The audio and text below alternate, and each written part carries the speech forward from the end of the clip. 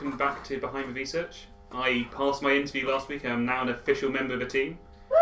If you do not remember who I am Henry. I am cohort 9, so first year Samba, and I'm the latest member of the team.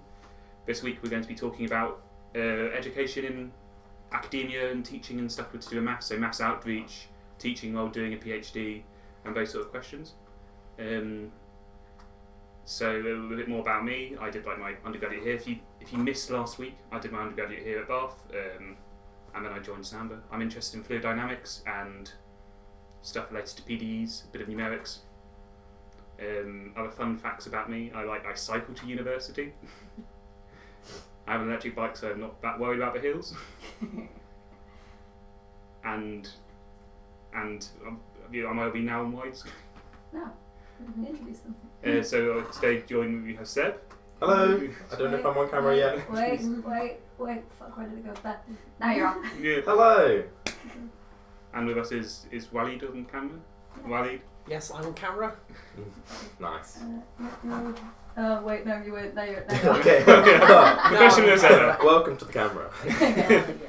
And we're going to be talking about maths and academia. And you are you said it beforehand, What are you? What are you? What am I? Well, yes.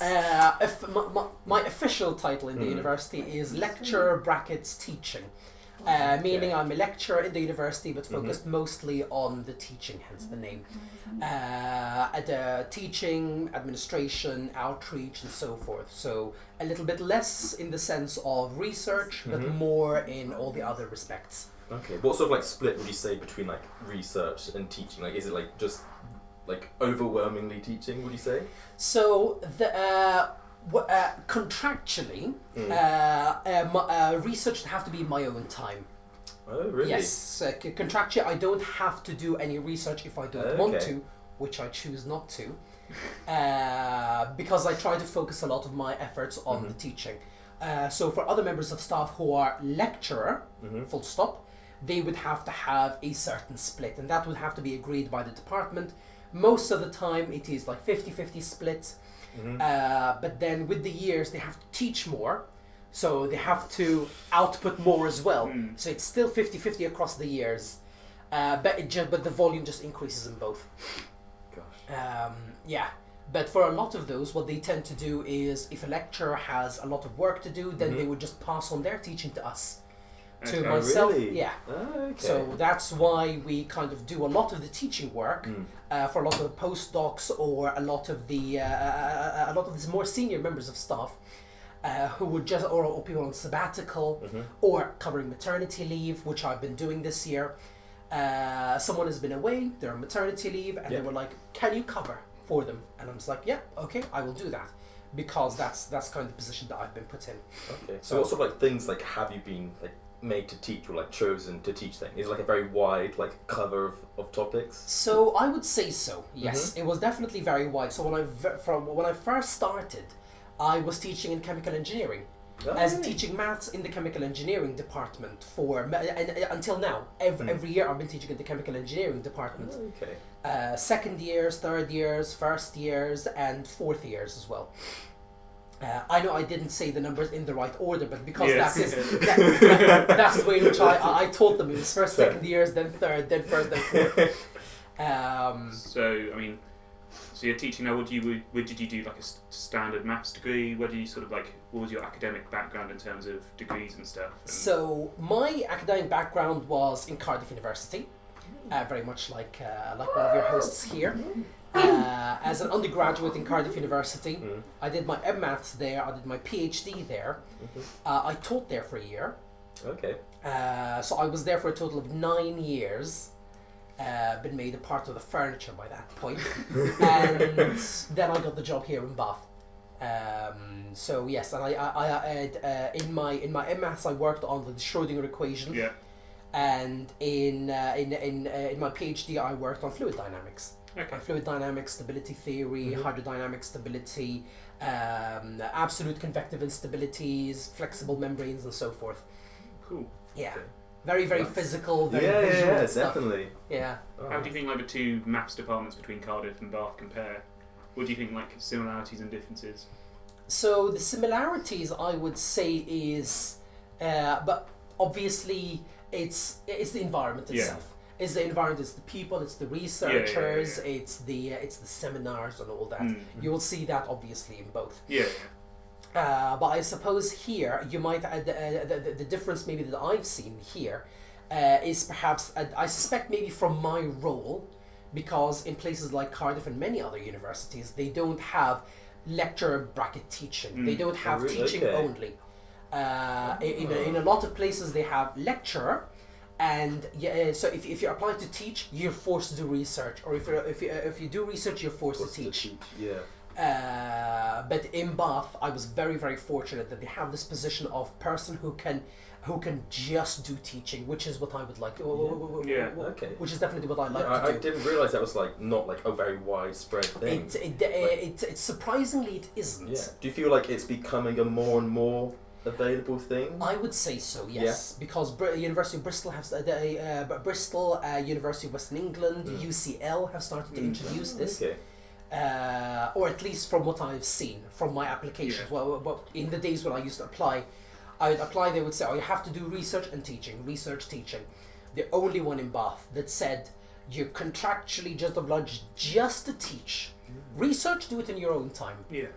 But but we're going to hire you strictly on a teaching contract, and that's what I've been on for the past 5 and a bit years, and I'm very glad about it. So do you do any supervisions of master's students or PhD students, or is it just purely undergrad stuff you're teaching? So I teach undergrad stuff. I teach MSc stuff. Okay.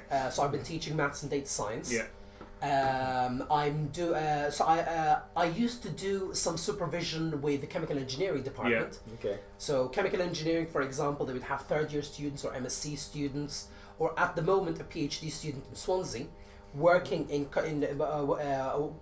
with the chemical engineering department here in Bath, where they would have a lot of MATLAB involved, a lot of computation, and I was their first point of contact with MATLAB. And so they were like, well, actually, can we do some stuff with MATLAB with you? And so we end up doing it together. I also do some year 3 project supervision for the maths department, mostly following on pure maths.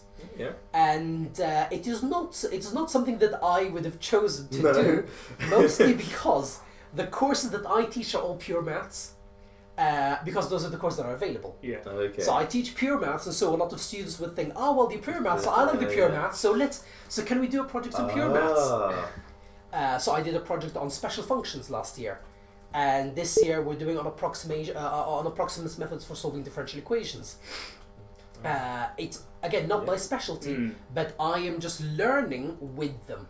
I feel like during my undergrad, I was definitely guilty of thinking oh no, this lecturer's taught me finite elements. They must love finite elements. That's everything they're about. Exactly. So that's kind of the thing, especially with the teaching sort of position, that sometimes you will be allocated to things that maybe you're not confident with, but you might grow to like them. Like I was not a person who liked numerical analysis. But when I taught chemical engineering in the first many years here, there was a lot of focus on numerical analysis, and now I absolutely love it. It's just so awesome, and then when you kind of do some coding and you do this, and it's really, really nice. And I understood some things that I have done in my PhD that I didn't understand then, because at that point I'm just going to implement it. But now I have to teach it, I have to explain it, so I have to understand it before implementing it. And so all of that kind of came through. So now I understand. I know more now than I did when I was actually doing the work. But just teaching it is the best way to understand it. I've noticed that with some a tutorial stuff you do. Like I go back and look at first year module I'm tutoring. I'm a tutor for analysis 1B. You go back to even some of the basic stuff. I was and you're like, oh, that's why that proof worked. Yes, and you never really understood why, an undergrad, why it was done that way. But then with all the context of the further maths you've seen and being able to teach it. It does put everything in a new sort of light. And even me, having been in education and maths, been teaching maths, been learning maths for all this time, I'm doing Algebra 1B tutorials. And just earlier today, I'm just looking at things about row ranks and column ranks, and there was a result that I just assumed for all these years until I looked at the proof in the problem sheet. I was like, oh, that's actually really nice. That's a really cool proof. Even though this is something for first year students, people who are it's things that I would have done 15 years ago by this point. It would have been a very, very long time ago, but you're still learning something new, and there is no shame in it. It's not like, oh well, this is I should have known this a long time ago. But no, not really. You're just learning something new. So what if you're learning it from a first year course? So what if you're learning it from a first year student who is telling you about it? It's fine. It's learning. Yeah. So did you always plan on going into like a teaching role in academia, or did it sort of just happen accidentally? When do you sort of like realise you wanted to teach as opposed to? So with the teaching, as an undergrad, I always thought, actually, I want to do a PhD. I want to do a PhD. I think my ulterior motive was, I want to do a PhD because I want to teach in a university. So it was, for me, it acted like a stepping stone, a very important stepping stone nonetheless. But a stepping stone to just be like, if I want to teach university, I have to have a PhD. I have to have this experience, and it's very, very valuable experience, more so than anything. So yeah, it was, and when I used to do tutorials, when I was in my M-Maths and my PhD, that is where I just felt, actually, you know what, this is my calling. This is what I want to spend the rest of my life doing. Nice. And even if I've taught a course for 3 times now, it's the same course, but every single time I just feel, actually, can I do something different? Just make it a little bit different. It's the same idea, same topic, but why do I have to repeat myself year after year? Just do something, just approach it in a different way. Have it in a different order. Do something like this. Okay. No. Yeah, nice. And you said like at Cardiff you did like a teaching thing after your PhD. What was that? So for a year I was teaching the life sciences. So in the life sciences department they have what's called a preliminary maths. For a whole year, you teach a group of people who would not have done A-level maths or have done A-level maths a long time ago. And they all they do life sciences, which then leads on to medicine, dentistry, to nursing, to biosciences and so forth. And I was tasked in teaching them, like, literally from adding fractions all the way up to hypothesis testing. Oh gosh. So it was a big range of topics. What sort of like timescale were you teaching with these things over? So I had a whole year to do it. So I have the first semester of just maths. So we did, again, so imagine in a 10-week period, going from week 1 was adding fractions, and week 10 was partial differentiation. Really? In 10 weeks. And in the second semester, which was definitely not my forte, they said, do you want to teach statistics and probability? I have done no statistics in my life. I had to sit in first year statistics lectures while being an official proper doctor at that point. I sat there in first year lectures just taking notes. Lecturers writing stuff down, just writing notes, and I do the problem sheets, and I did the statistic tutorials. So I'm learning and teaching at the same time. That's crazy. And I'm literally just 1 week before actually teaching them the information, before teaching the students. So I didn't know what hypothesis testing was until I had to teach it, where I had to learn it from first year lectures, then do the tutorials with the first year students, then do it in prelim maths. Gosh, that's insane. Haven't done statistics since. Yeah. So going back to like just teaching during like PhD and like your master's and what have you, what sort of like advice would you give to like the current like master's PhD students regarding like the time that you should like put into like the time that's associated with like the teaching? So I would think if you're first starting to teach, just take like 1 hour a week or 1 hour every other week. Don't put too much on yourself, because you don't know how long you're going to spend on it.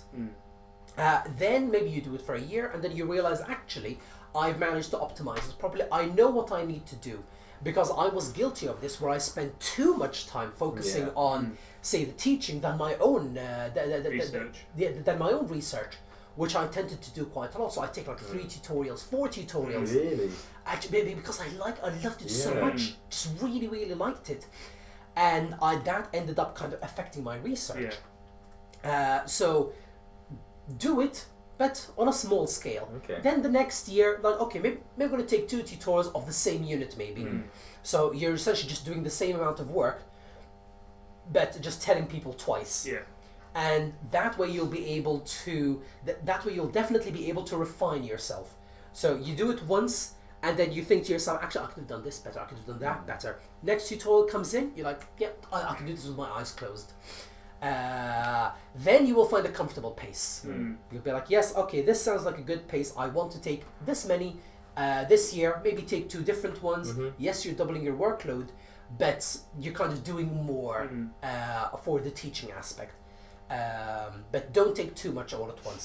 And just don't be afraid of saying, I don't want to say no, because that sounds forceful, but don't be afraid to say no. If someone says, can you do this for me for this entire year?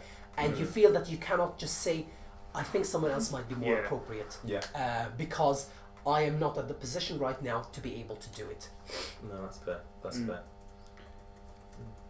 Did you notice like a difference between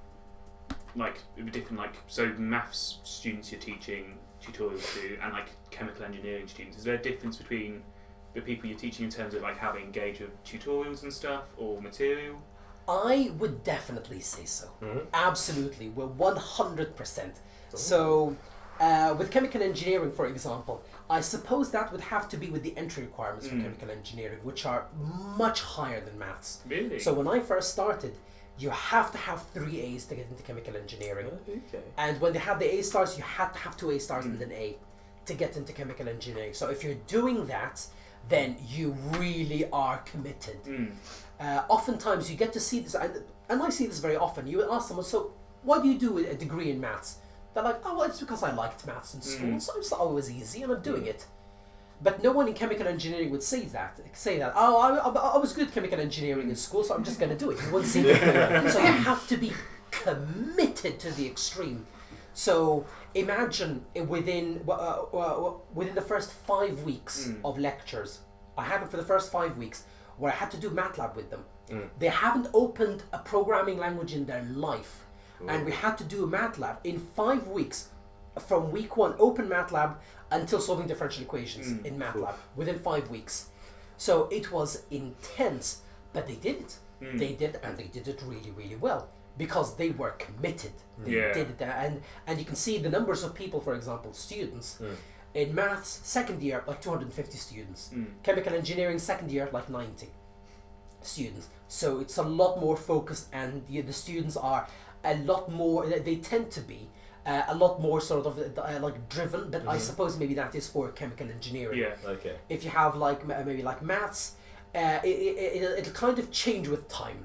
You will see certain courses being taken by different people who are like, oh well, this difficult course about topology or something that I don't understand. Like, oh, you know what? That is really nice. So you see the people who are clearly committed. It's a self-selecting set of people. There was definitely, like, I remember as Bath undergraduate, you know, like, course like, oh yeah, this course is really hard or this course is easy. I always pick the hard courses because you kind of usually get a smaller group of people, and it's kind of nice to like pick for like smaller groups. Yeah, we definitely had that as well in Cardiff, where there was a course on PDEs second year, which was really, really difficult, even if it was a third year course. It was ridiculously difficult. Ended up having maybe 12 or 13 people at the end of the year. For a second year cohort where over 200 people went down to just a very small, like a dozen. But I loved the course. It was tough as hell, but it was very good. It was very beneficial. It was very useful. The lecturer did it really well. I ended up getting a good mark at the end, which I'm happy about. Always helps. Yeah. So when you're teaching like the different mechanical engineering or maths, are you teaching in a different way? Do you change your teaching style up to accommodate the sort of difference is in motivation and stuff? So yes, you would have to. You would have to do that, because if I'm teaching chemical engineers like I teach math students, it's going to be very boring for them. Because in maths, for example, so at the moment I'm doing tutorials for maths, and I'm teaching very much the same thing for natural science students. Yeah, okay. It is almost the same thing. We're doing vector calculus, we're doing divergence theorems, we're doing Fourier series and so forth, in very much the same way in both of them. The maths one is a lot heavier because we have to focus on proofs. We have to focus on why rather than what. Natural Yeah. sciences, how do you do it? This is how you do it. That's it. You're done. They don't need to know all that you can show them, but they don't actually need to know the reason the reason behind why the divergence theorem works. They just need to know that it does.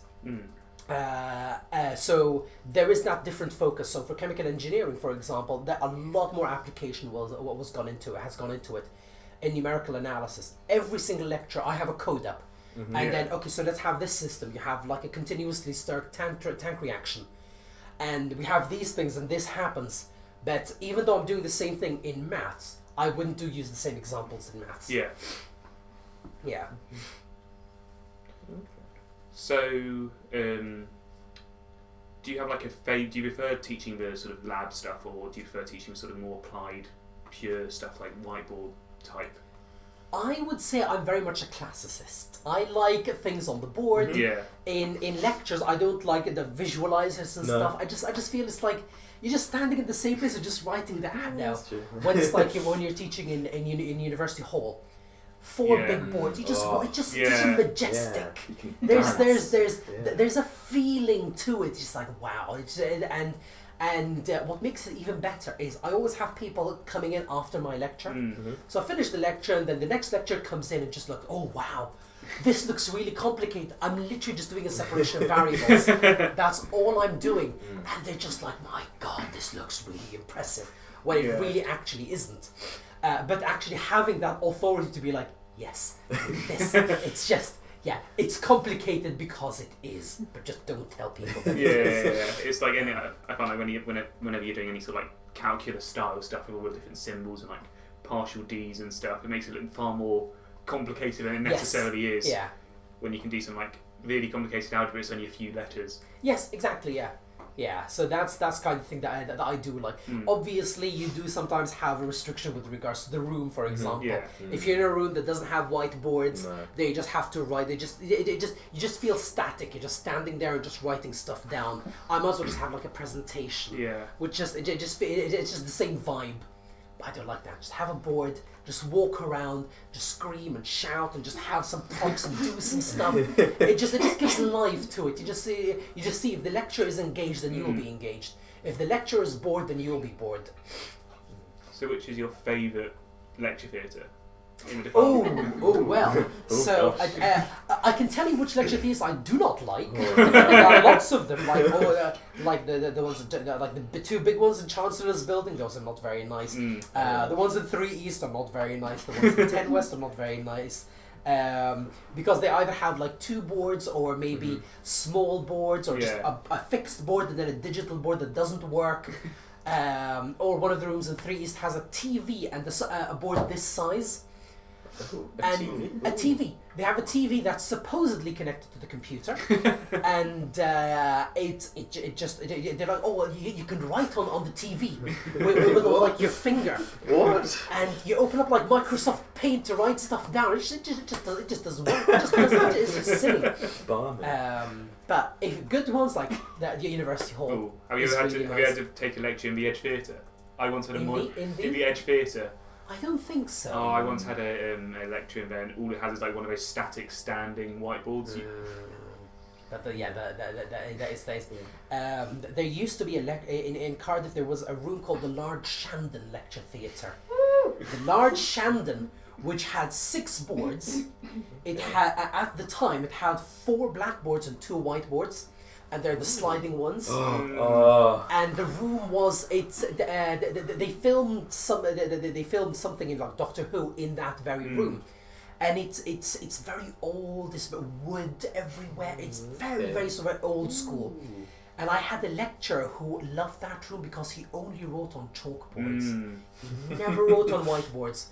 So he writes on chalkboards and you can feel just the tapping on the board. It's like, yes, I feel like I'm doing a degree in this. I feel like I'm doing something proper. But chalkboards apparently have dust and that gets into the projector, so they don't use them anymore. Plus, I'm an asthmatic, so so having chalk is so I'd rather just work on whiteboards.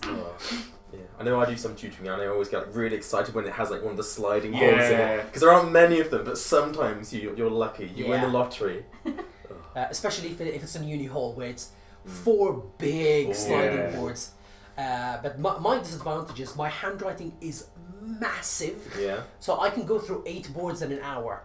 Oh, fair. An integral just takes up half the board. Just integrate x dx.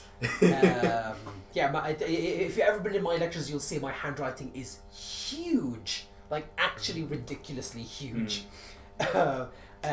Anything handwritten, if I write it down, it takes like 10 pages. If I type it up, it's like half a page. Nice. Doesn't feel very satisfying. No. So 10 pages of writing is just like... So you're also like quite involved with outreach for university? Yes. So Yes, what sort I of like outreachy stuff do you do? Like what do you think the outreach is in your sort of opinion? What does it mean to do outreach? So, in my mind, to some extent, the outreach is what I would like outreach to be something that I didn't have the experience of, because where I'm from, when you tell them, "Oh, I do a degree in maths," they're like, "Oh, what the hell is this? What do a degree in maths? What are going to do? Just keep adding bigger and bigger numbers." So there wasn't the understanding of where maths is going. And I only started to learn. I started studying maths because I was like, I really want this. This is really interesting to me. Yes, people might disagree. I want to study it for the sake of studying it.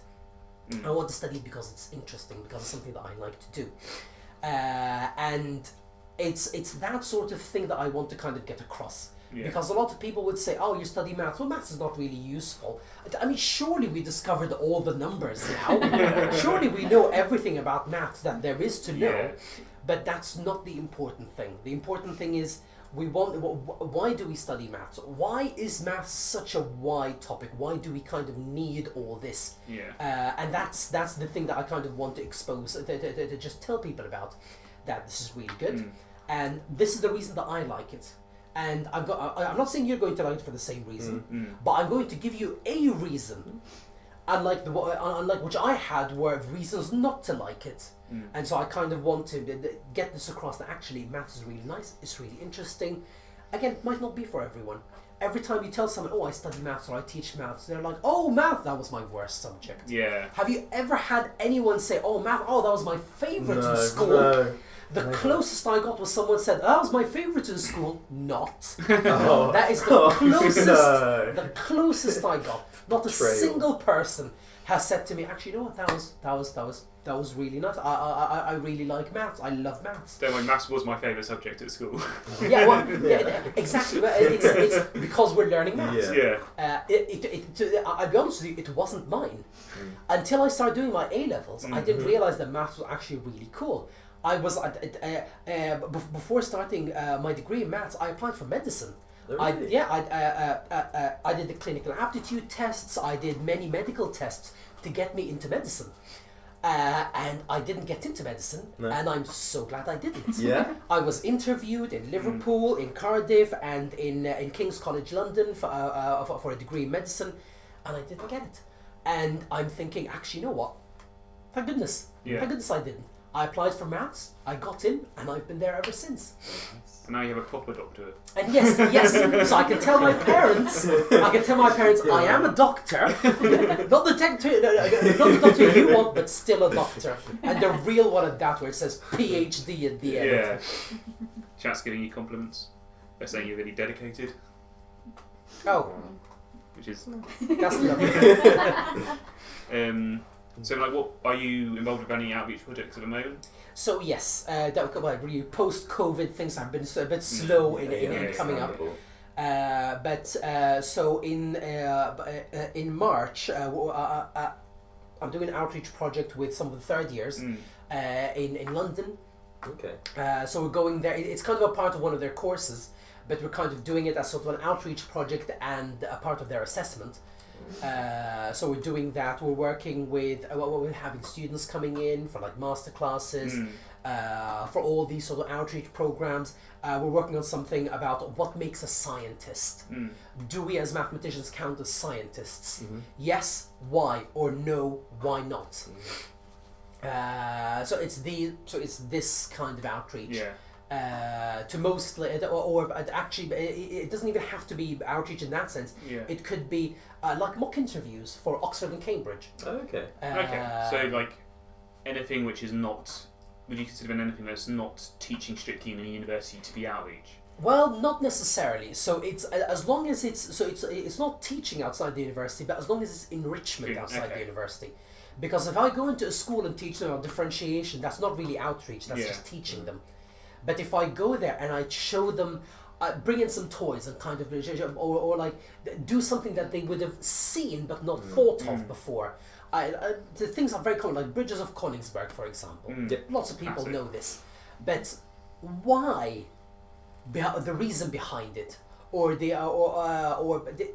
anything looking a little bit deeper into it. How would you be able to do it? Or again, not explain it, but talk to them about it. Have a dialogue going.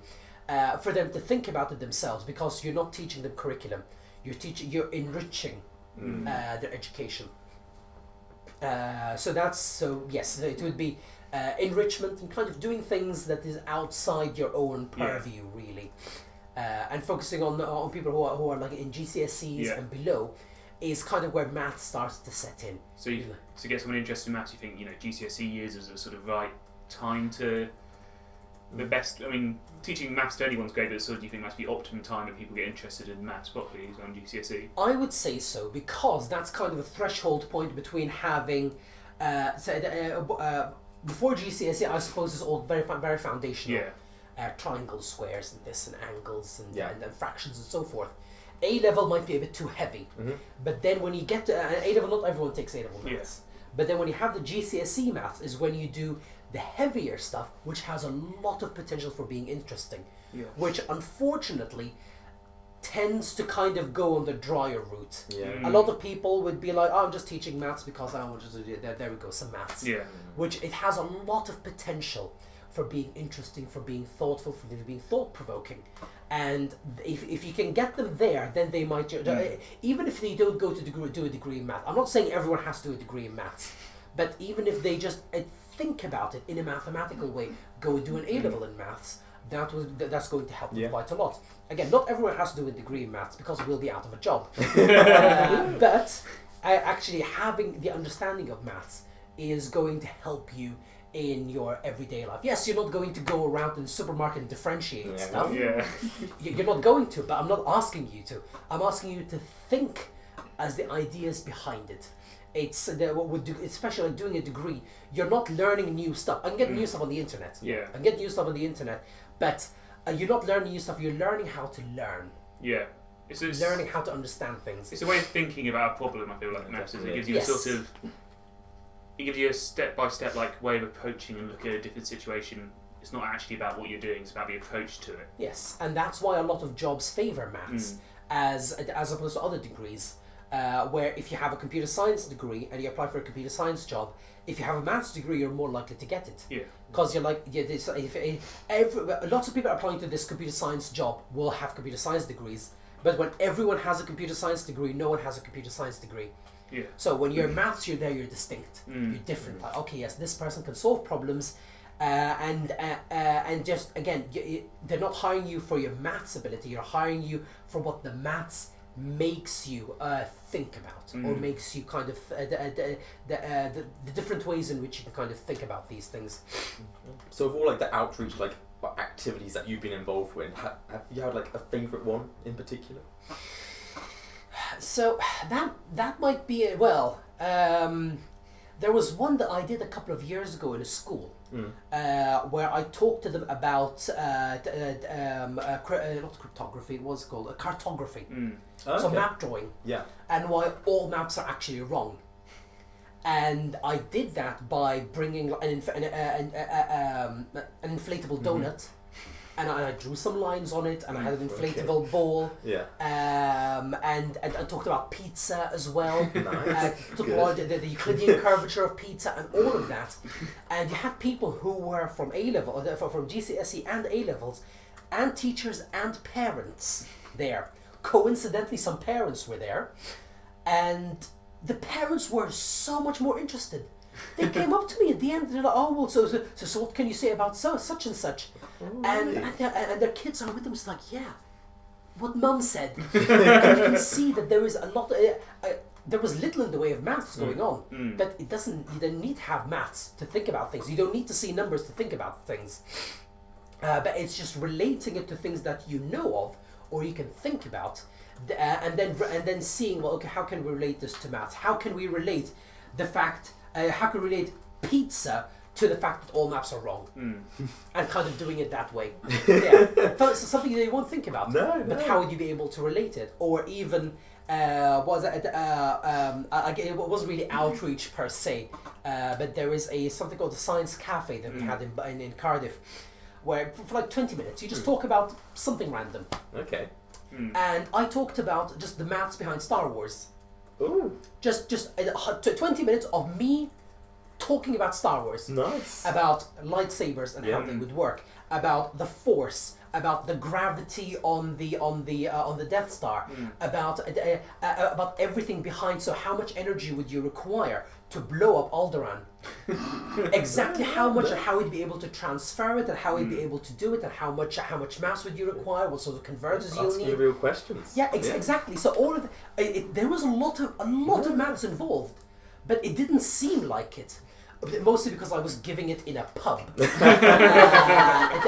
was talking, and I was wearing a Sith robe as well. Nice. And I had a friend of mine who just played the theme for Darth Vader as I walked into the room. But yes, yeah, it was again, but not necessarily outreach, but still thinking about things differently, putting some maths in there, or maths of superpowers. Why is it impossible to be invisible or become smaller, or be stretchy or fly or all of that sort of stuff? Tangentially, which colour lightsaber would you have? The important questions get asked on this stream. Oh. I need to change my posture for this. Yes. Depends on which. The Republic is running. That is for me personally, it'll definitely have to be a red one. Not because of any sort of evil or anything. It's only because it just looks the coolest. Have like a yellow lightsaber is just looks like something. Okay, it's fine. Oh, when you have blues, it's fine.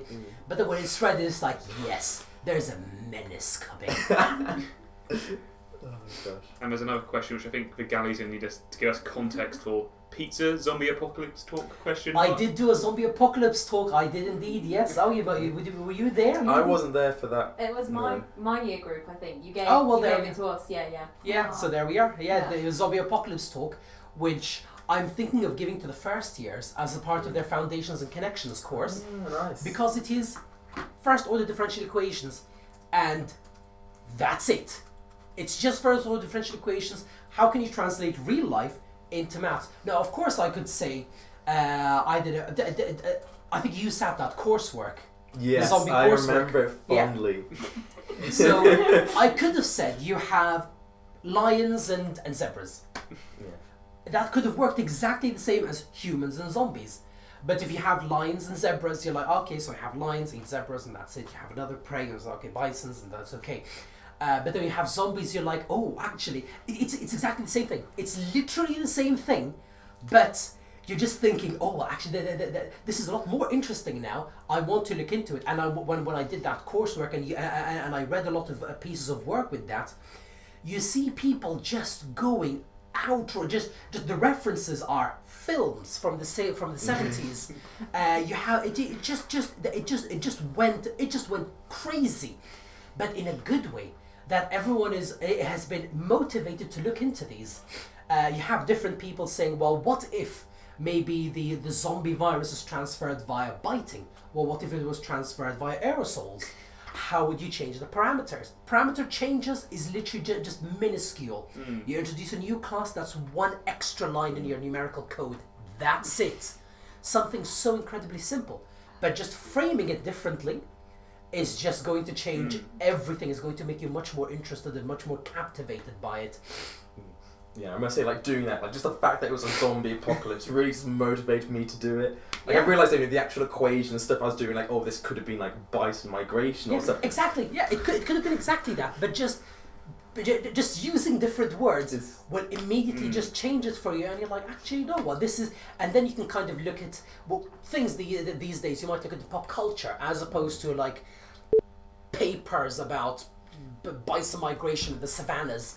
Yeah. It's like, okay, that's one thing, but if you watch, I don't know, Night of the Living Dead, Yeah. like, okay, that's something. And some people actually did tell me that as their coursework grew, they would meet at one person's house and they would all watch a film about zombies and they would take down notes. Okay, so what can we say about this? And they just really took it in stride.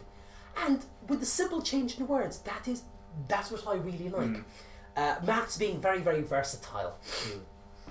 Nice. I heard you also like had one about like midichlorians, like the year after. That was the year after because Yeah. I ran out of stuff. Because I Was was it, like, was this a third year modelling course? the second year one. Okay. The, Oh yeah, second year one. Yeah, the one with kids. Yeah, because I think ours was the year after, but ours was during the COVID year. So it was the modelling COVID then. Yeah. Surprise, surprise. Yeah.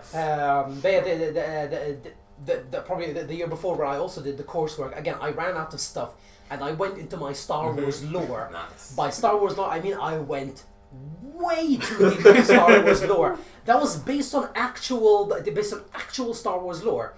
As in, there was a person, Darth Tenebris, who had something who was going to spread it via aerosol to destroy the midichlorians, and that is a predator-prey relationship. It's still, I could have said lions, bisons. I could have said that. I chose not to. Just for the simple change. There you can see there were some people who are really into it, and those who are just not. Oh no. Because Star Wars is not as common as zombies. Zombies, True. everyone knows zombies. Yeah. Star Wars, not everyone knows Star Wars. But I feel like if you're going to be not interested in midichlorians, don't think you're going to be interested in bison stuff as well. I suppose so. Well, yeah, I guess so. But I suppose maybe for them they would think, so do I have to now watch Star Wars? As for the other one, I know about zombies. That's good enough. Yeah. So do you think all coursework should be under the guise of zombies? Well, I wouldn't think so because, like, I don't know, a numerical analysis coursework about zombie. Well, actually, no, you can get away with it. Things? Yeah, you Yeah. can get away with it. Yeah.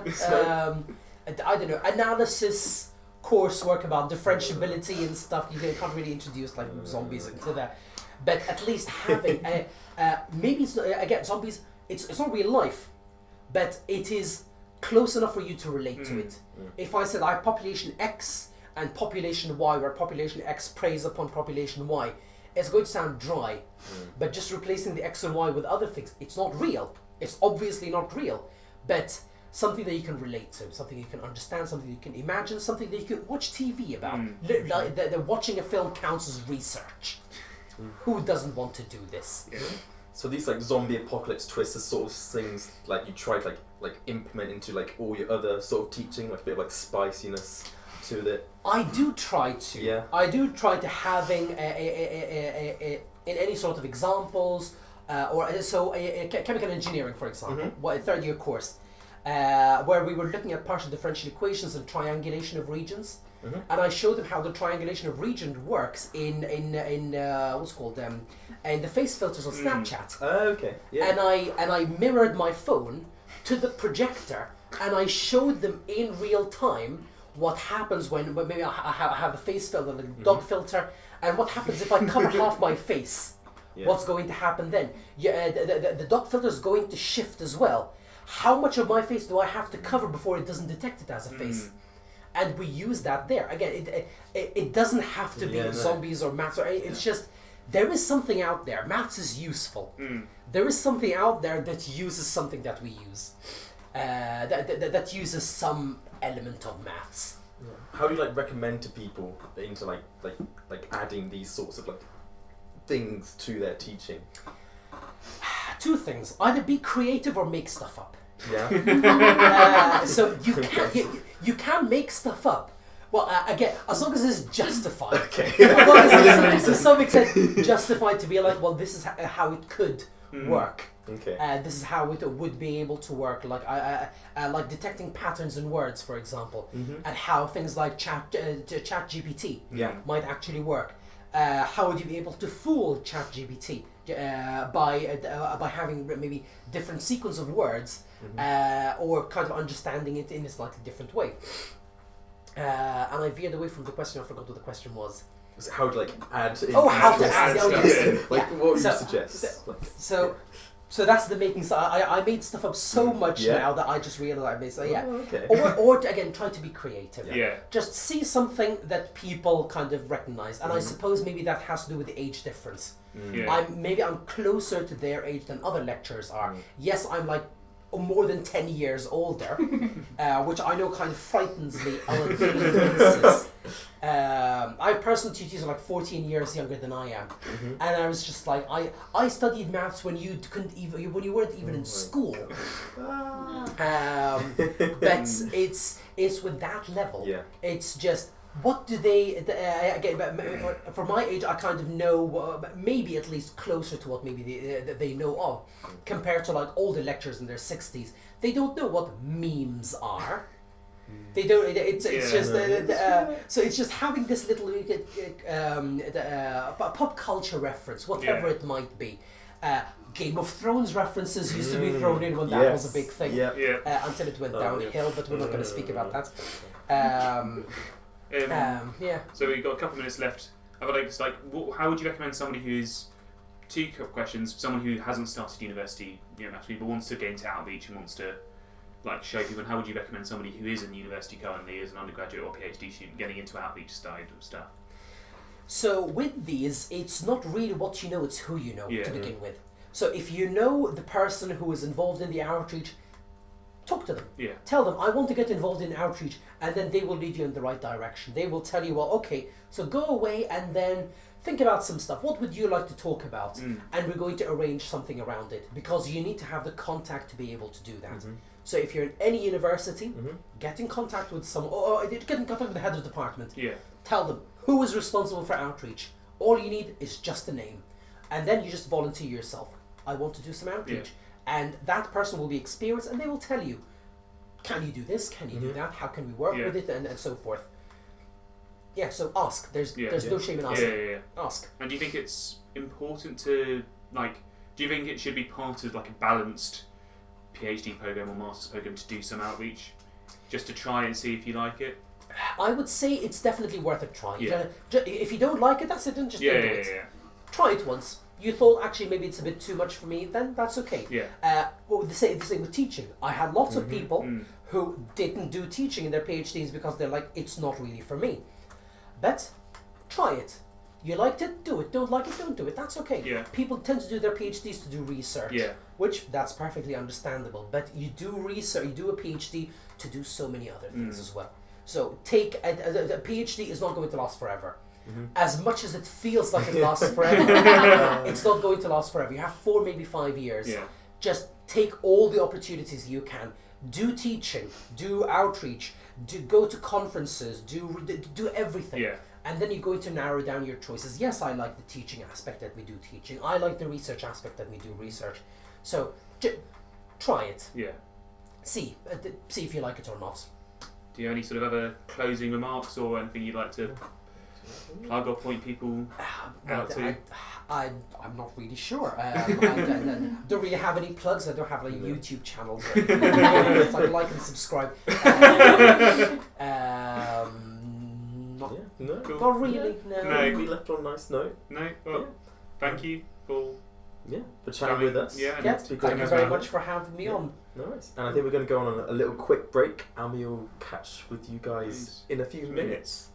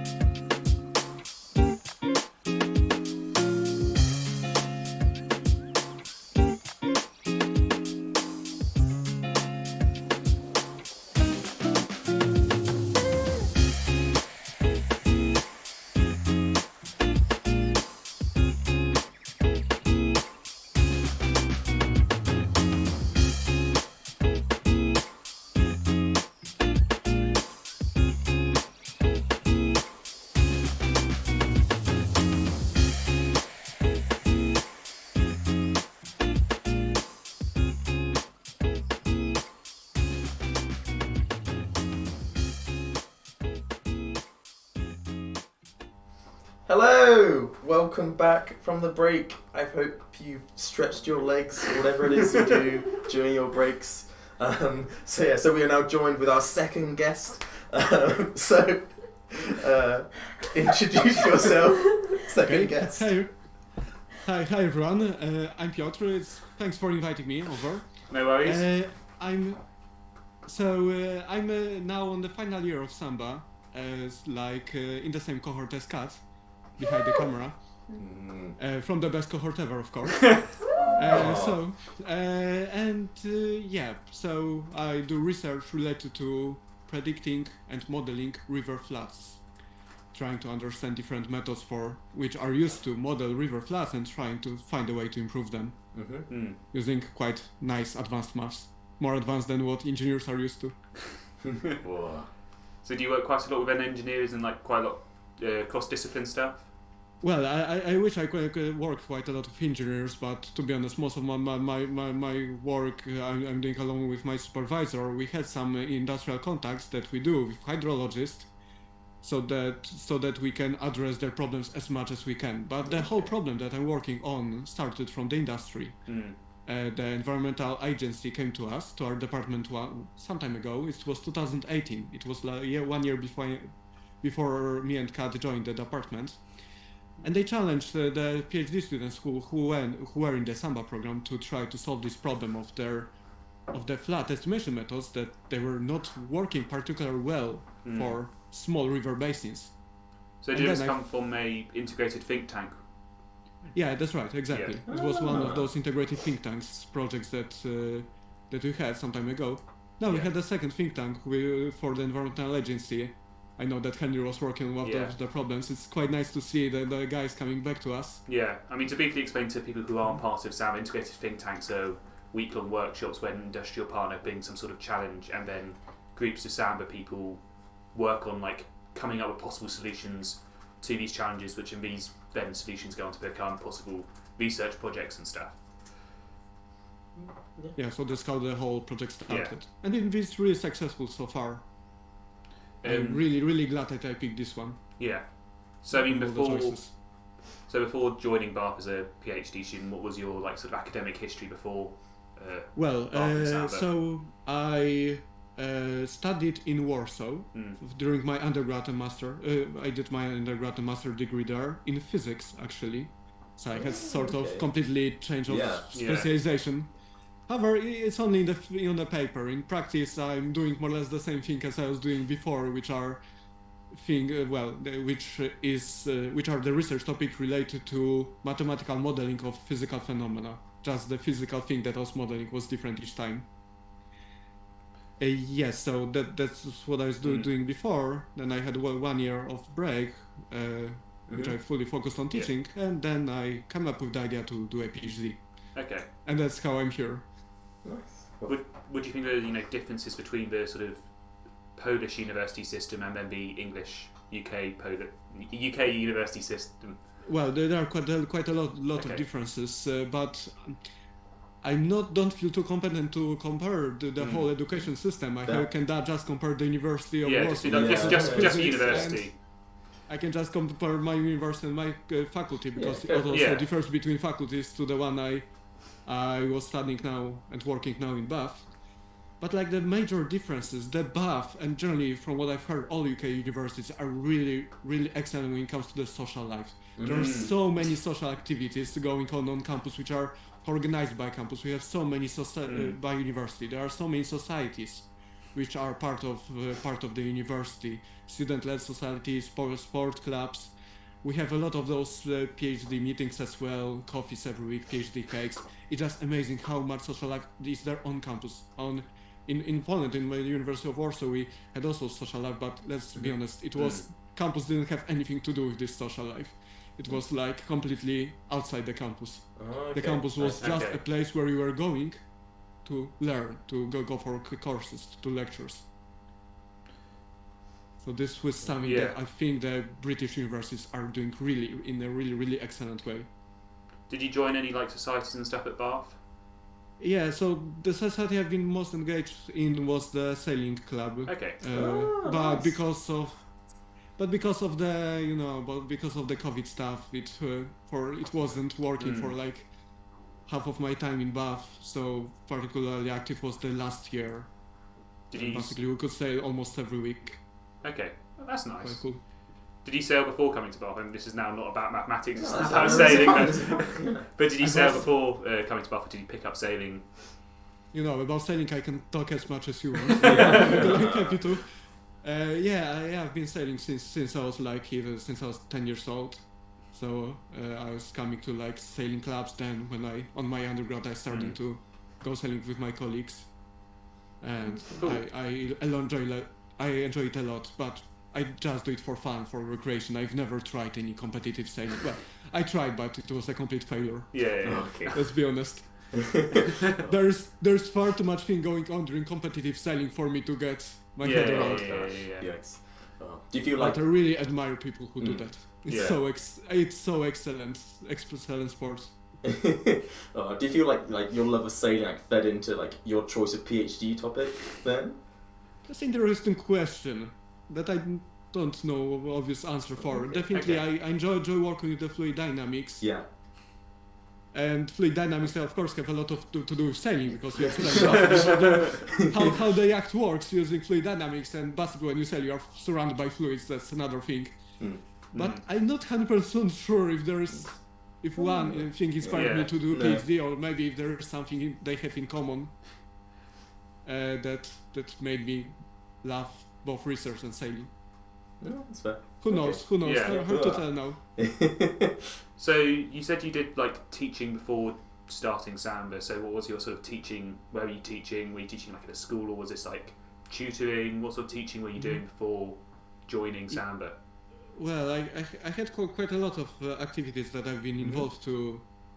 Like the main two jobs that I was doing. My first job was in the Polish Academy of Sciences, where we were running every summer research internships for students. So students from many different areas, but mostly math related, were coming to our institute and try to do work on some research projects with us. Research project which looked like the one that we had on ITT, so we had some industry partners coming to us. But instead of working with them for 1 week, we've been working on this project for example, for 2 months, and then writing some final reports based on that. So these were actual projects from a company, not just like a toy project that somebody cooked up. These are like actual industry challenges then? Well, we have a mixture of both. So the internships were fully financed by the industry, but most often we had around half of the problems coming from the industry, and half of them which we were doing on our own from our own research interest. Okay. Got you. But the whole funding that we have, and the whole research group in which I was working, was fully financed by the industry. We didn't even have any research grants at all. Okay. Which was quite interesting and unusual model in the academic world that we tried to implement in Poland quite successfully for many years. Do any sort of projects stand out from that time? Any ones which are like, you can point to and say that was a really cool one to work on? That's an interesting question. There are quite a few really cool projects. One that I really liked was we once had a public institute that was a company that was that is responsible for managing forest resources in Poland. Okay. Like the Forestry Commission in the UK. Yeah, for something like that, exactly. And they challenge us to try to assess their methods that they use to estimate how much wood in cubic meters we have in the whole Poland. Okay. And try to find whether their methods it can be improved, and in what ways can it be improved. It was very nice statistical challenge. We had a lot of data from those forests, and then we found out that they were doing quite a few quite nice statistical mistakes that definitely you should avoid doing when you try to estimate different real world quantities. I won't go into details here because the audience would just go sleep very quickly. But yeah, the projects turned out to be quite successful. Or we have another project for a Polish research funding agency who wanted to know how different graphene-based technologies, graphene is like a nanomaterial made of carbon with quite nice properties, how quickly the research technologies based on this material can find applications in the real world, how quickly the research will be entering new phases, the research, prototype, product phase. And it sounds quite boring, but the tool that we used for that was really, really interesting, because instead of like doing any like very basic math modeling, we didn't have much data, about future of the technologies. When you try to predict the future, you don't have much data for that. So instead of trying to produce, instead of finding the data, we produced the data in an interesting way. We opened so-called prediction market. Okay. Prediction market, it works like a financial market, but instead of betting for the prices of different companies, you bet your money on probability that different events will occur. Okay. And based on the probability that the people, based on how much people are willing to bet for the given event to happen, we can use it to predict what are the odds that this technology really will become successful in the next, for example, 1 year or 2 years. Yeah, and at the same time, the Yeah. people playing there had a lot of fun, because it's really like a game, like a fantasy game that we have core scoring system, many gamification elements that just made you want to play more and try to give as much best as possible. Interesting. That's cool. How did you find out about Samba? I mean, changing topics a bit, but Sure. from doing this work in this institute and teaching, how did you then get involved with Samba? Yeah, so actually it was through this institute, sort of. Okay. So as a part of my job, we are being sent for training purposes to participate in the study groups with industry. These are like 1-week workshops, like the integrative think tanks that we mentioned before, that are organized in the UK, each year in a different university. And I came to a couple of these study groups with the intention that I'm not planning to do the PhD at all, but actually after coming to the University of Warwick and then to the University of Bath as well, I found that actually doing PhD may be quite a nice, interesting challenge. And when I reached Bath, I traveled to Bath, I met Professor Chris Butt, who told me a little bit more about how the PhD here look like and how the funding opportunities are offered in Bath. And I thought, well, if I'm not going to apply now, I won't find motivation later to apply. So I decided to do this just, even though it was not a easy decision, because I had a job which I really loved, and I was not convinced whether this is a good choice or not at that time. Interesting. Yeah, like during your PhD, did you carry on teaching? Yeah, so starting doing PhD, after I started working in this institute, I decided at some point to change my job to teaching in a secondary school, where I was working with the secondary school students. And then when I started doing PhD in Bath, I continued teaching, but for the undergrad students. But still, I was running some academic programs remotely in Poland as well at the same time. Okay, cool. Interesting. Do you find for the secondary school students. Do you find there's a difference between like secondary school students and like tutor group undergrad students? Definitely there are. And without mentioning the age group, because this one is quite obvious. But the main difference, I would say, is that in typical universities, you have a different group of students each semester. So you don't have that much time to know each other individually and understand their individual needs. And I find this to be very rewarding experience when working with the school students, is that by teaching them through 3 or 4 years, consecutive years, I could really feel that adapt the way that I'm teaching to the different students to the educational needs, and to treat each of them individually and build some good relations with them. So that's one thing I find different. Another major thing I would say is that it depends on the person. Because when you go teach on the so on the university level, the students who you teach are somewhat interested in the area that you teach in, and they made the choice to study this area. It may mean that they are interested. Maybe it was just a poor choice of them. I have no idea. It differs based on the student. But they already sort of made their mind at some point about their future, at least about picking the university.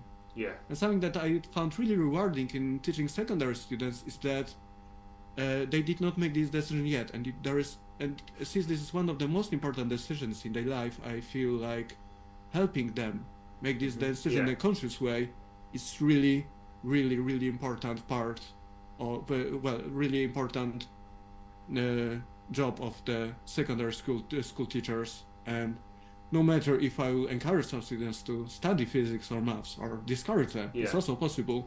It's still a good outcome that they will make their choice in a far more conscious way. Yeah. And they're more open because of that to explore different areas. They are not focused only on one particular field of science or field that they are interested in. So it's also probably quite difficult because when you tutor, you only see the class for 1 hour a week, whereas I'm assuming when you're teaching secondary, you see them for multiple hours a week as well, which I think probably makes it also more difficult as well. Yeah, well, it depends on university. So in most of the courses in Bath will have 1 hour a week, which also, to be honest, you have 15 or less than 15, around 12 hours with one group for the whole semester. I sometimes struggle even to remember everyone's name by 12 hours of teaching, to be honest. So, yeah, that's one of the things that I like teaching about, but I found teaching in secondary school as more rewarding experience. Yeah. So do you think you'll do teaching after you finish your degree? Yeah, that's actually when I make the decision of doing PhD. I had in my mind that, I really liked my previous job, so I would be very happy to stay there and not do a PhD at all. But I wanted to do a PhD because I thought, why not? And this is the last opportunity. I won't do it now. I won't find motivation ever again. So I decided to do the PhD, but from the very start I was thinking about coming back to teaching. Okay. And of course I assumed that maybe doing PhD will completely change my mind, plans about the future life, but it did not. Despite me fully enjoy my research project, I missed working face to face with students a lot, and this is why even now, before graduating, I took part-time job in the school. Okay. And I'm so glad to be doing this again. Do you think you'll also still help out with those master classes you said you were helping out with previously? Do you think you'll, because you said you were helping out run master classes in Poland, do you think you'll go back to doing stuff like that as well, to do a bit more research on the side? Yeah, so, I'm definitely planning to go back to teaching, and also I used to be very involved in the outreach program, and I'm still trying to be so. About the research, I don't know. I think I will try to continue doing research, but I don't think I will try to do it like a part of the academic environment. I'm not planning to do this as a part-time job. I'm rather thinking about continuing doing some of my research ideas, pushing them forward through some collaborations, but rather as independently from any particular academic institute. But we'll see how it turns out. Maybe after I start teaching, I would decide that no, I have no time for any more research. Yeah. I would like to do some research, but it's hard to say in advance. Yeah. How do you find the balance between being able to research and also teach at the same time? So Carl, you're doing. So I worked for the last 3 years. I was mostly working on research. So I just had those 2 hours a week in Bath. Yeah. And usually 2 or 3 hours remotely, doing some academic programs with University of Warsaw. So it was just 5 hours a week. That's not that much to slow down my research. And since the research went quite quite quickly. Well, I advanced in the research quite quickly. I have much more freedom in this year. I'm not worried about finishing on time, so Okay. I decided this may be a good moment to Okay. start going back to my previous life, sort of. So you built up a nice buffer of research early to sort of mean you go back to teaching now.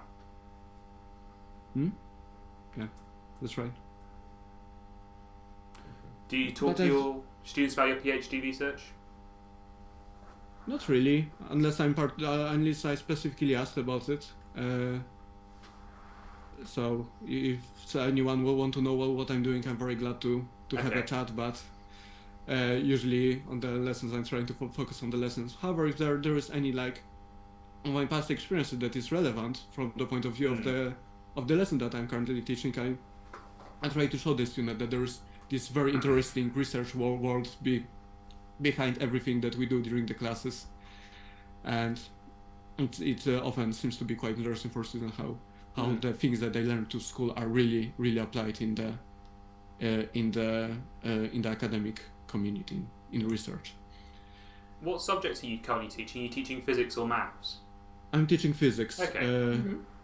I can teach maths as well. I have like right qualifications for that, but physics. You'd hope so. But, you know, Yeah. okay, I have right formal qualifications. It's not necessarily obvious that I have right qualifications when I'm just after PhD or during PhD. But physics, I found physics to be much more like oriented on like applications, of course, or on the secondary school level. While the maths on the secondary school level, for me, it's too pure. I know a lot of people, a lot of mathematicians like this sort of maths, but for me, I like to always work with some physical applications, and that's why I really love like the maths on the academic levels, but on the secondary school.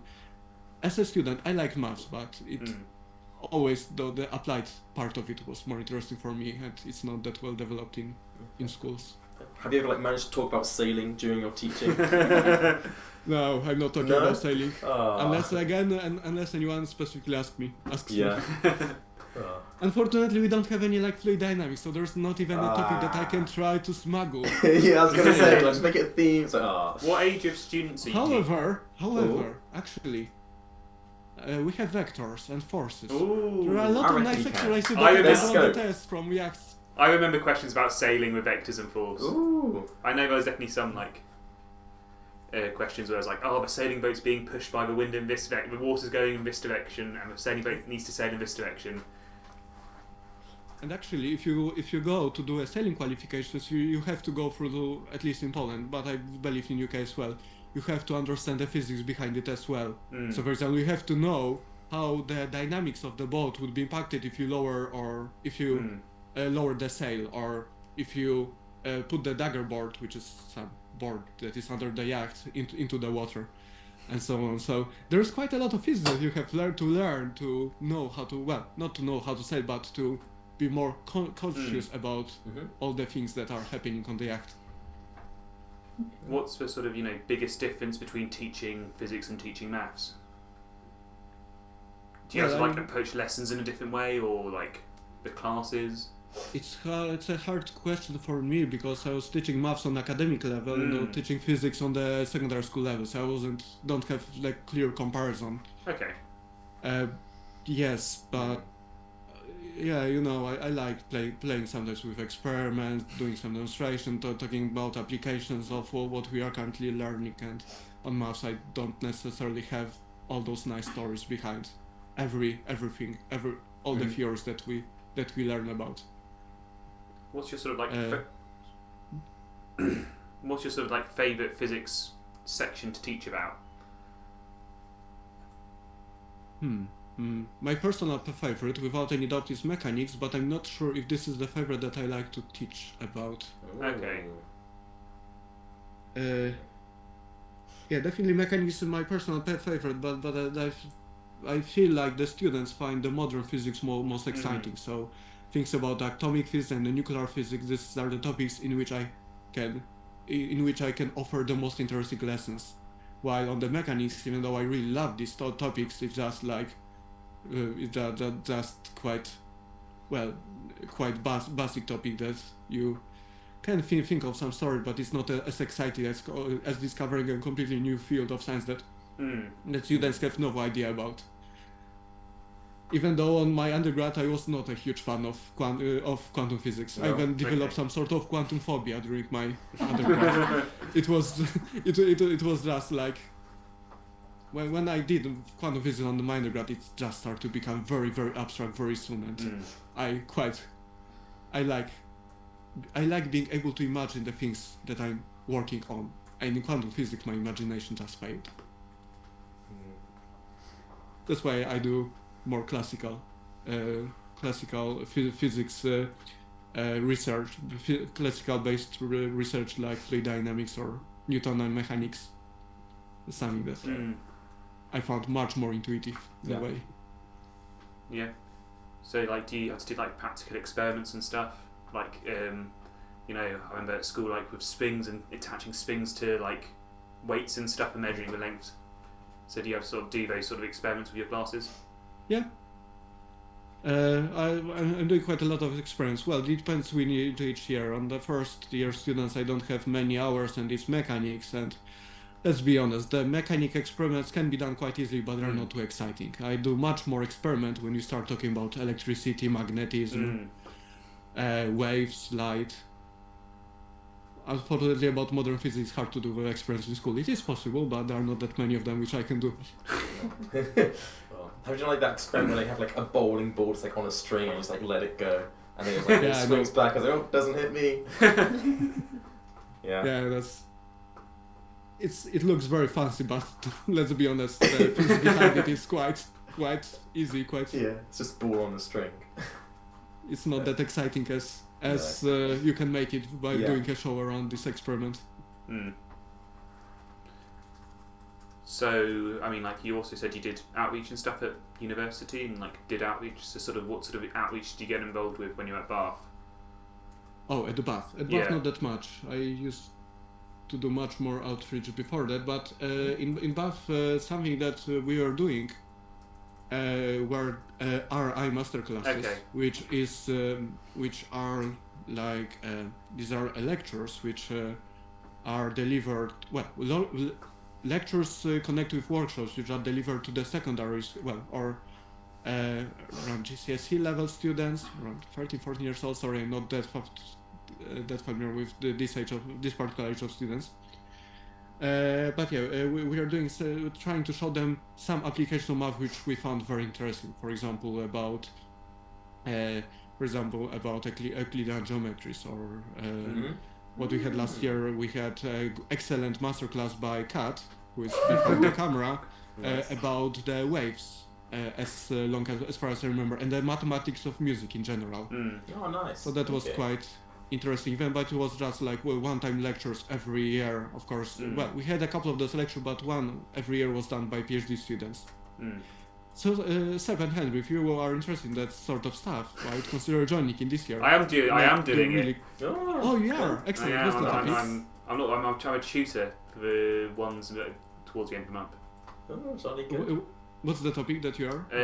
One of them, I think two are to be decided, and one's on group theory stuff. Oh wow, that's ambitious. Oh, fair. I know. I haven't done group theory in a while, so I need to hope their lecture's good. Do you find like a challenge to be able to like communicate like a whole topic in just like a single class? I'm sorry, could you repeat the question one more time? Do you find it hard to like in these master classes, you've only got like a single class to communicate like an entire topic? Do you find it like quite challenging? So like, what do I do and how to like convey it effectively? Yeah, well, I don't. The difficult part of the master classes is trying to engage the audience when you have like 100 kids on the audience, or 100 students on the audience. Because it's how we have those workshops when they can work individually, which is a nice for research, but it's also good to engage those younger students in the lecture itself. Otherwise, they will just go sleep in a moment, or lose or at least lose their attention. Many of them. So it's a great. It's a great challenge when you think about the problem. What problem can you propose that everyone can participate in? For example, through some polls, or by doing some group experience that everyone can participate in. So some, yeah, that's definitely something that is challenging during such workshops. Have you got any advice? But yeah, there are many good ideas in which you can engage students even in such huge audience. Have you got any advice for me being a tutor for one of these RI masterclasses? I run only one of those masterclass, so that's not that I have huge experience in those. You have more experience than me. Before. Have you got experience? Generally try to have you got any experience? Because obviously you taught a lot of secondary school, my secondary school student ages. Have you got any tips for teaching? I think about the most important thing is to engage the audience. Okay. Not just to do a lecture and hope that they will follow you. Try to engage the audience and try to think about make sure that you know what the students at this age already know. Yeah. So that you can address the knowledge from school that they have, so that you can base yourself on what they know already, rather than trying to. You should also you should not go into too abstract maths, I would say, because the students find the abstract maths quite hard. It is you can teach secondary school students a very abstract thing, but you have to think very carefully about how to introduce them to relate to their personal experience, because on the school they're not used to abstract thinking at all yet at this age. Yeah. As 13-14-year-old. Okay, fair. And you said you did like a more outreach stuff like before Bath, so maybe like talk a bit about what sort of stuff you did then.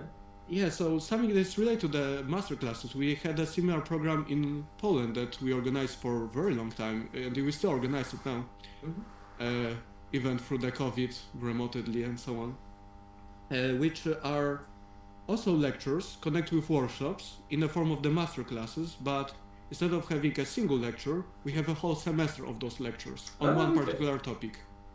And also for slightly older students. So the fact that we have much more time with them allows us to go much further and develop, go into far more advanced topics than can see in schools. And we had such topics like, for example, quite advanced cryptography, something about regular languages, some mathematical theories of languages, about the concept of infinity, Hilbert's hotels and so on, paradox, and recently about non-Euclidean geometry as well, non-Euclidean geometries as well. And basically, this class looked like a standard university classes, except for the fact that we are trying to present the topics on the lecture in the way that is more approachable by the students. For example, a very popular lecture that I was running last year for the whole semester was about epidemic modeling. You can guess why it was so popular. So we started from simple things like exponential growth, because some students which were coming to us already heard something about exponential function, but then we went further to derivatives, then differential equations. From differential equations we started to talk about dynamic systems, and we've learned a lot of different applications of the dynamic systems on the university level. Literally, I was taking some of the problems from my dynamic system course for the second year undergrad students and just do it with like 50 years old. And after the right introduction, they really were able to nail all the problems, or many of those problems. Then the cumulative part of this program was to learn the SIR model and try to modify it. The students were trying to modify it to address one particular fictional disease in which the vampires were. We had a vampire epidemic in some fictional village, and we had to model whether we should try to fight the vampire or whether we should try to develop a cure. Not a cure, but rather an antidote that does not allow the person to turn into a vampire after being beaten. So, and like kids really got engaged in that a lot. Students. Sorry, I should not talk about that they were kids when they were around 18 years old. But yeah, that was a really successful experiment. That now we have 14th edition starting next week. Ooh. Very nice. I haven't been there from the first start. I think I joined like 8th edition. Okay. For the first time, or 7th. I'm not sure. I feel like also for my lead, there's a theme with whenever doing disease models to use zombies or vampires. Yeah, I've heard we had very similar. Yeah. Stories with the spree speaker. Yeah, the vampires are good ones because it's fictional. Well, it's fictional enough that you can just use your imagination to build your TEM model. It's not anything like very concrete. That if you develop a model that you have exactly too much experimental data, we can just use our imagination. This is what we try to show the student, that they don't need to know a lot about the area. They just can use the tools that they've learned, the dynamic system, to model something really, really complicated, which sounds very, very complicated, even though they did not start their undergrad yet. And then I really hope, I don't have contacts with many of those students who I had last year, but I really hope that some of them got interested and started to play with those dynamic models on their own, trying to model different stuff from their everyday life. But who knows? So if there was like another student considering like doing secondary school education after a PhD, what sort of advice would you give them? About doing secondary school education after PhD? Well, if you are interested, if any PhD student is think that this may be interesting experience for them, definitely they should try. So and find out how they feel with that. Of course, you have to know that that you have to start from the lower level than you do in on the university level, but. Yeah. Depending on what students you get, you can really do quite advanced stuff with them quite early on, unless you start from relatively simple things. But I know that quite a lot. I know two students who also two PhD students who decided to go into teaching and who did not necessarily who found it hard to adapt to this different style of teaching. But I know also quite a few PhDs, doctors already, who are working in the school that I'm working in, and they found it really, really rewarding as much as I do. Okay. So I guess it's good to start doing that. Lower your expectation from the very start about how advanced material do you want to teach students, and start from quite basic stuff, and then check how quickly are your students catching up with the material. Okay. That's the biggest problem. That's the biggest mistake you can do, and this is the mistake that I did. Oh, really? When I started teaching, I started teaching from the second semester, from the spring semester. Which means that I got a class that was taught by another teacher, very, very experienced teacher, one of the best I've ever met. And they got me like I was then on my starting my master degree. I had no experience in teaching at all, and I just like had too high expectations relatively to what I should expect from the secondary school students, and it was the following that the students went to the school principal and begged him to just return the previous teacher. But I did not give up. I started again with the new class. It's better to start with a fresh class because you can learn them from the very start. Yeah. And every class that I had 3 more classes after the first one, were just going better and better after each year, and I got better and better reviews on the feedback forms. Do you think there's a stigma associated with PhD students who then go into secondary school teaching? Yes, I guess there is, because I quite often, it depends on the person, but sometimes I find people in academia who struggle to understand my life choices and decisions that instead of like continuing my research career, which apparently was which was quite successful so far, I decided to go back to teaching. But I feel like after conversations about what I feel about teaching and how what I found rewarding about this experience, I try to fight against this stigma in a way. But definitely it is not a common decision after the PhD to come to go to teaching, to start teaching. Okay. But as I told you, I have some teachers in my school who are doctors, who have the PhD title and decide to go to teaching, and they still continue their research career. Okay. It is also possible to combine these two. Yeah. So they continue the research career, which they find really rewarding, and at the same time that, for example, work for 2 or 3 days in a school. Okay.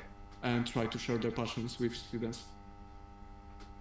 Nice. So sort of, coming to the end of this now, have you got any sort of like final closing remarks about, sort of teaching in general, anything along those lines? Yes, something I did not have the chance yet to speak about is something that I found as the best teaching experience that I had so far, were the research projects I was running with secondary school students. So I often, even on the undergrad degree, the students quite often are not too involved in the research before their final project, and I found that even the students of secondary school level are so interested to do something research related. Not all of them, of course, some of them, and giving them this opportunity to do some really crazy 1-year projects with them is something that, first of all, helps them develop a lot, because I can see that how they develop their communication skills with others, their personal self-organization skills, their research skills as well. I feel like in those projects that I'm doing in parallel to my teaching, the students are learning far more than they would from the same amount of time spent on the standard classes. And also from the feedback I get from our graduates, they often find those projects as the basically the best experience that they got from the school. Okay. For example, I don't know if you want to listen about those projects. I have to talk, or we can end it here. But I would like everyone whoever is thinking about trying going to go into outreach or to the teaching in a secondary school, just try it and see if you enjoy it. Okay. And if you think that work with the secondary school students sounds like something that you might enjoy, but you are deep into research, you want to continue the research career, you don't have to engage full time into the. Don't need to engage the full time into the teaching. You don't need to engage into teaching at all. You can just start those, trying to run things like master classes, things like this, the academic program, 1 semester at academic programs that I told you about that we are running every year, or just go to schools and say, hey, I have this cool idea for a project that I think the students may be interested in joining, in engaging in it. And this is basically how I became teacher. I just found a note on my department that said, a good teacher, it literally said with a handwritten note, a good school looks for a secondary school teacher. And there was an email address. Okay. I sent to this email address. I don't have any qualifications. I never work with kids. Nice. I'm just in the first year undergrad students. But maybe I could run a club, like a science club in your school. And then I got involved into this school and started to run those projects, like, for example, constructing different rockets that we were with different way, which were powered with different fuels. Then building, for example, sending a spice balloon to the upper atmosphere, the stratosphere. Building a mini satellite, and the students are so crazy about it. Even if you dedicate 2-3 hours, you can help the students to make their very important life choices. And I feel like all the students that went through these research projects on the secondary school level, now they're far more successful in their academic career as well. So Okay. I really encourage everyone to just think about it, whether you don't want to give the student this chance and Yeah. yourself Yeah. this chance, Yeah. because it's so rewarding. Yeah, what Thing a lovely to do. note to And end end things on, up on. end on. Yeah. No. Sure. Well, yeah, it's been great Great, talking to yeah. you. Thank you so much for inviting me, and Yeah, thanks no, for no, joining us It's been a today. pleasure. Are we going to go on a Break? short break? Yeah. But then we'll come back to Back. see you guys in a few minutes' time. And yeah, thank you, Piotr. Thank you very much.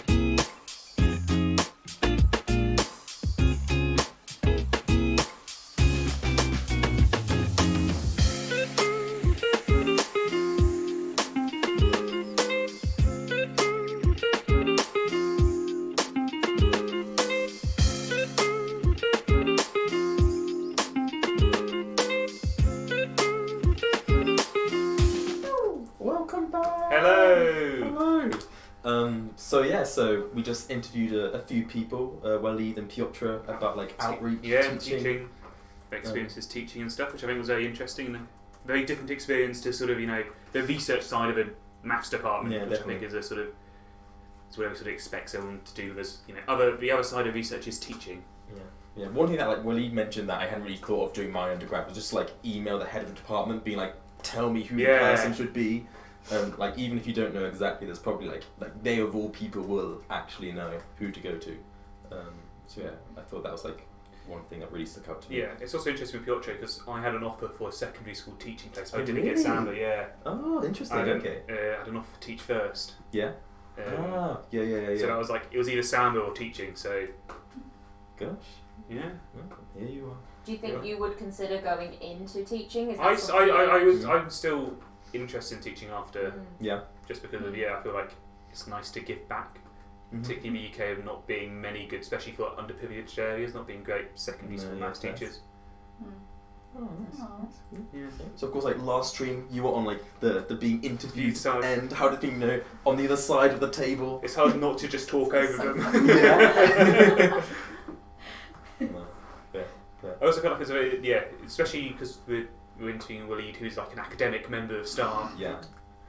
So it felt like a lot more, scary. We chucked you in the deep end with that one. Our first ever paid professional actually have a doctorate, and we're just like, we set you loose on them. It's fine. What could possibly go wrong? You did great, kid. Yeah. It's nice. Yeah. You even got a comment in chat. You were great, Henry. So. Oh. Paid actor. I'll PayPal you later. Thank you. Stooges. Anything to plug? What are we doing next? Is there anything to plug? Well, the VOD for this video will be available right after the stream. On Twitch. And then YouTube channel. At some point in the hopefully near future. Soon TM. Yes. No. Yeah. And yes. Last month's as well when that sort of stuff out. It's fine. The next stream is going to be the 12th of April, where we have like a few more guests. And cover over like a few different topics. Yeah. Of course, if you have like any topics in particular that you'd like us to make the theme of the stream, then let us know. Yeah. Or around any academics you want us to heckle. Ooh, that Yeah. too. Not that heckle, too. the other word. Yeah. Interview. Interview. Yeah. Which members of staff are part of a SIF? I did enjoy the lightsaber chat. It's not. And yes, what other things? Socials. We have socials. They are YouTube, Twitch, yes. at the bottom. Behind the research. Instagram, yes. Instagram, yes. Twitter. I don't use Instagram. There's YouTube. something called Reels, which happen, and my computer's now just turned off. Perfect. Are they main ones? I think they're the main ones. I think you may be able to find us in other places. Twitter? Do you say Twitter? I Twitter? think I said Twitter. Yeah, I said Twitter. Various tweets. We tweet. We do. And yeah, I guess. Is there anything else? I don't think so. I think that's it. Okay, so we will see you in a month-ish time. Yes. Mm-hmm. Goodbye.